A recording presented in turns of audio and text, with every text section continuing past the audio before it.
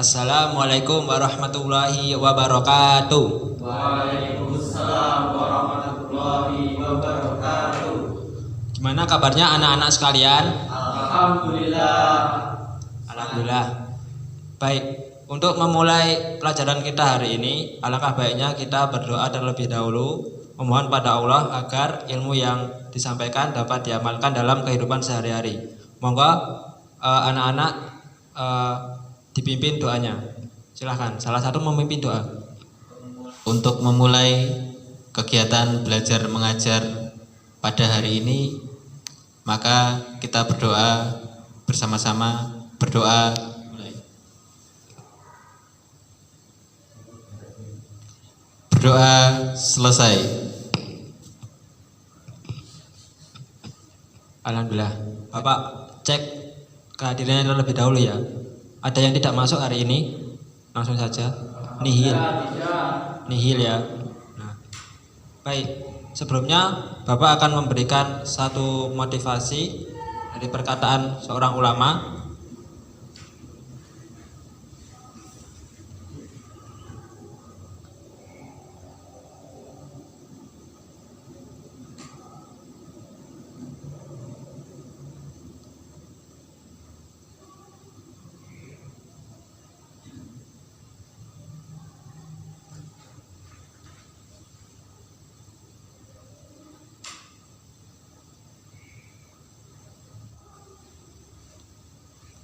Ya ini, bil adabu tafahumul ilma.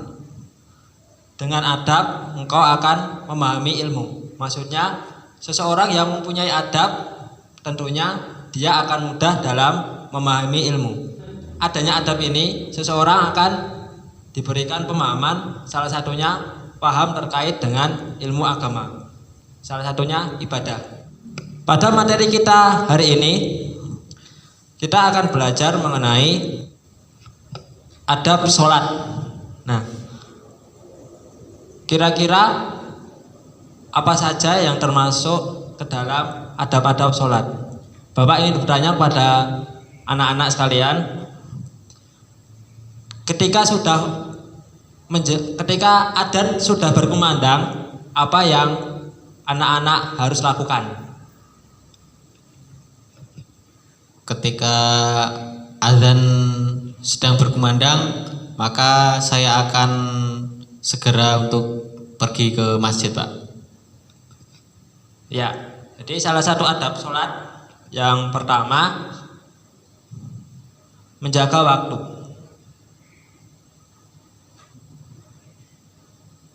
Menjaga waktu. Ya, salah satu adab dalam sholat yaitu menjaga waktu. Ketika waktu sholat masuk, maka segera menunaikan dengan penuh semangat saat kewajiban itu tiba. Kemudian adab sholat yang kedua yaitu menjaga kebersihan.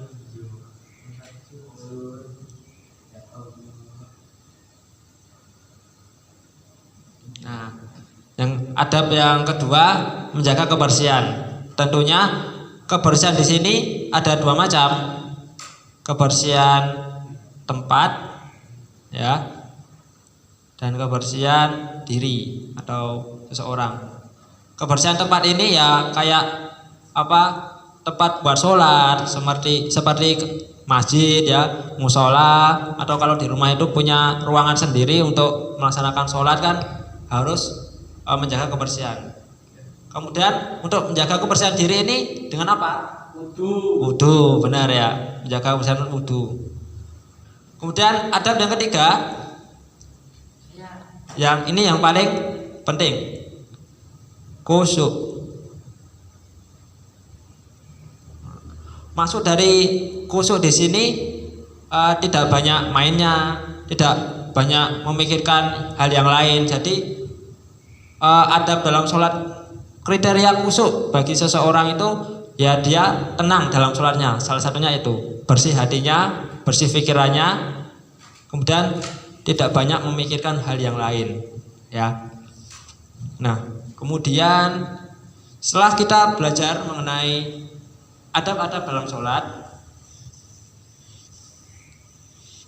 Bapak ingin sedikit bertanya pada anak-anak, kalau semisal anak-anak menemui temannya atau seseorang yang ketika sholat dalam keadaan bersenda gurau, apa yang harus anak-anak lakukan?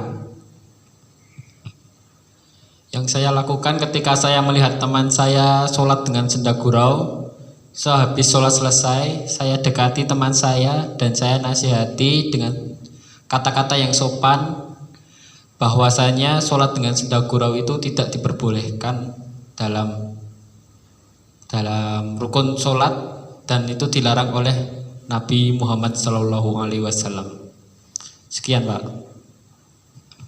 Ya, terima kasih Mas Wawan. Salah satu ketika anak-anak melihat temannya yang sedang sholat dalam keadaan bersenda gurau, gojekan, salah satunya pada sholat berjamaah ya. Tahu kalau sudah imam sudah takbir, malah temannya itu ada yang pecah silat, ada yang malah istilahnya itu ya mengganggu sholat yang lain ya. Apalagi malah sudah sujud, yang satunya malah jogetan. Nah, itu malah nggak khusyuk nanti buat jamaah yang lainnya ya. Kemudian Bapak akan memberikan tugas pada anak-anak ya. Untuk tugas ini sifatnya kelompok. Tugasnya berupa studi kasus.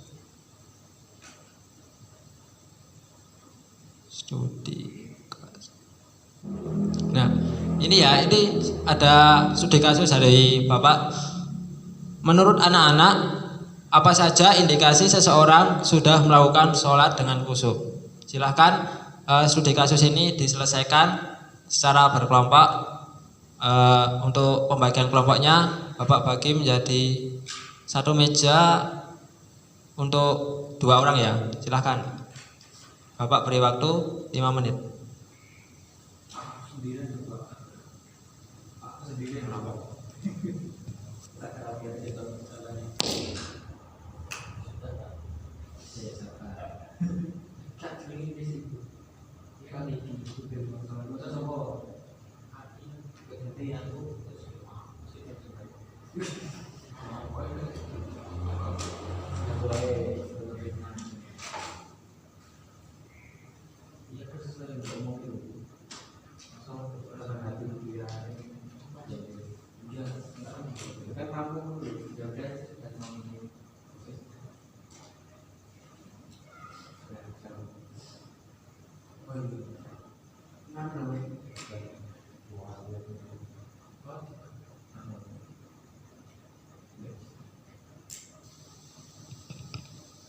Baik, sudah? Sudah. Ya. Silakan bagi yang kelompoknya sudah menyelesaikan studi kasus ini dapat maju ke depan mempresentasikan hasil jawabannya.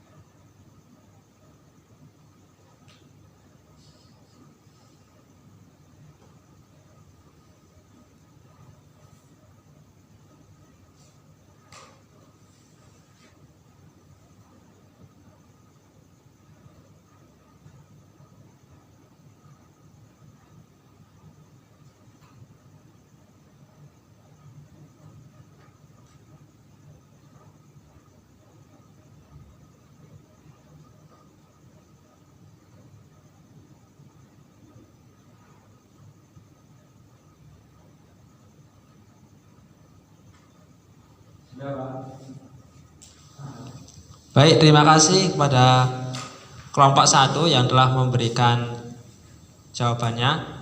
Kita bahas bersama-sama. Indikasi seseorang sudah melakukan sholat dengan khusyuk. Menurut kelompok 1, yang pertama, tenang dalam hati dan pikirannya saat sholat. Ya. Ini termasuk ini ya, untuk tenang hati dan pikirannya saat sholat. Kemudian yang kedua, tidak melakukan tindakan yang tidak bermanfaat. Kemudian yang ketiga, menikmati setiap gerakan sholat. Ya, terima kasih kepada kelompok 1. Jadi intinya anak-anak, kita ketika sholat dalam keadaan khusyuk itu pastinya harus tenang, ya, hati dan pikirannya. Tidak boleh kalau kita sedang sholat pikirannya melayang kemana-mana. Ya. Kemudian ketika kita sholat juga tidak boleh banyak gerakan, ya. Karena semakin banyak gerakan maka dapat membatalkan sholat. Nah, kemudian alangkah baiknya untuk mencapai kriteria sholat yang khusyuk, salah satunya menikmati setiap gerakan sholat. Sampai di sini ada pertanyaan anak-anak? Cukup ya. Baik.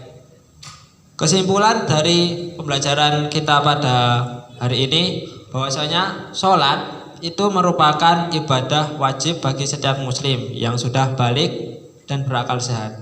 Karena sholat inilah yang dapat mencegah seseorang dari hal yang keji dan mungkar, ya. Oleh karena itu anak-anak, alangkah baiknya ketika sholat kita harus memperhatikan adab. Seperti yang telah kita sebutkan tadi, adab-adab dalam sholat itu yang pertama menjaga waktu dan batas-batasannya, menjaga kebersihan tempat, ya, seperti tempat ibadah, atau menjaga kebersihan diri. Salah satunya dengan berwudu, dengan memakai pakaian yang paling baik, ya.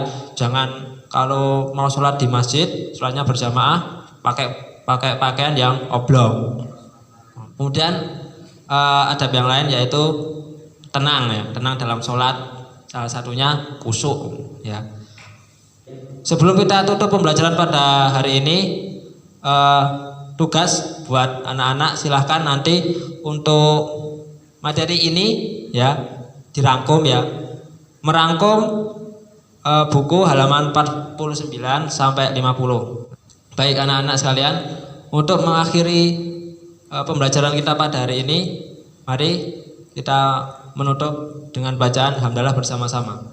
Alhamdulillahirabbil alamin. Dilanjutkan dengan membaca doa kafaratul majlis. Subhanaka Allahumma wa bihamdika asyhadu an la ilaha illa anta astaghfiruka wa atubu ilaik. Sekian dari Bapak, kurang lebihnya mohon maaf. Wassalamualaikum warahmatullahi wabarakatuh. Waalaikumsalam.